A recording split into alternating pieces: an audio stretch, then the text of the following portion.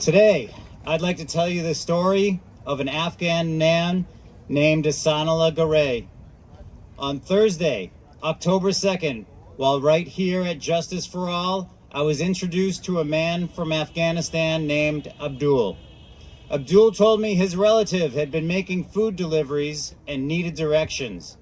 The man he chose to ask turned out to be an ICE agent, and he was immediately taken into custody. He was first taken here to Burlington, but soon transferred to Rhode Island. Is asking for directions probable cause? No. Do you think he was racially profiled? Yes. The Supreme Court may think that racial profiling is okay, but what do you think? No.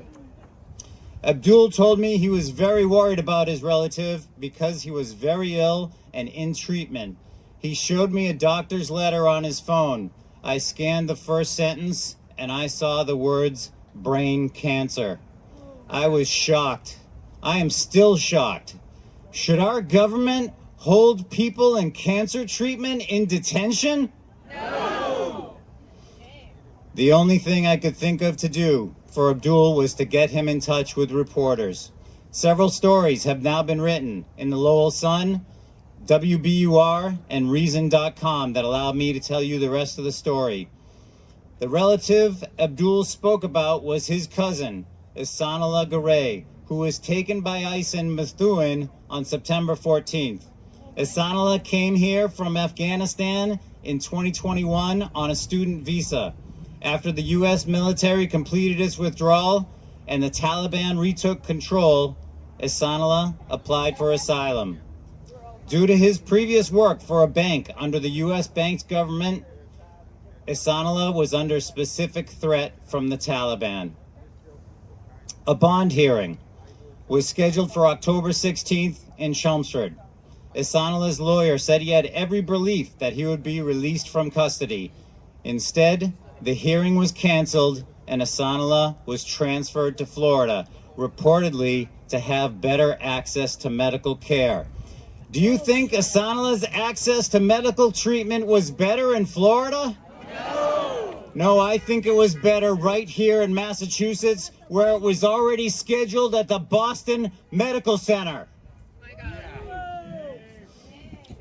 On October 14th, Ihsanullah called Abdul to tell him that he was transferred to Georgia, where his lawyer informed him that the law is much, much more difficult than in Massachusetts. Before his detention, Ihsanullah suffered from occasional seizures, but he told Abdul while detained, "I have a seizure attack almost every day, so please help me." On October 22nd, Ihsanullah was released on bond in Jacksonville, Florida, after 38 days in detention.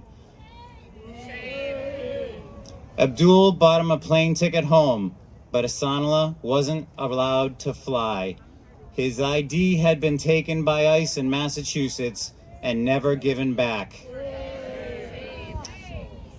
Abdul sent him to the bus station in a taxi and bought him a ticket home from Jacksonville, a bus trip that would take 36 hours. I had the pleasure of seeing Abdul again last Thursday, and incredibly, of meeting Ihsanullah right here on this green. I can't believe that he had the courage to come back here in sight of that building again. He looked frail. He struggles with communication, but he did tell me. They asked if I had my chart. I thought that once I showed them, they would let me go.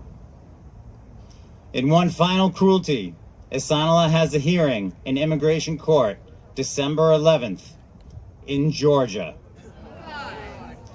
His lawyer has filed a motion to move it here. What kind of a country does this to someone, to anyone? But 38 days in detention for a cancer patient in 4 different states? What kind of a country tries to deport an asylum applicant under credible threat from the Taliban? I've started a GoFundMe to help Ihsanullah, who is behind on his rent, whose condition has been worsened by detention, who has an appointment to restart his treatment later this month, who is still pursuing asylum and who will have to appear again in court with his fate unknown. Please help me to show Ihsanullah that America is not represented by ICE, that Americans are kind and generous, that Americans want to live up to our stated ideals. Whatever you can do would be most appreciated. I thank you all for listening.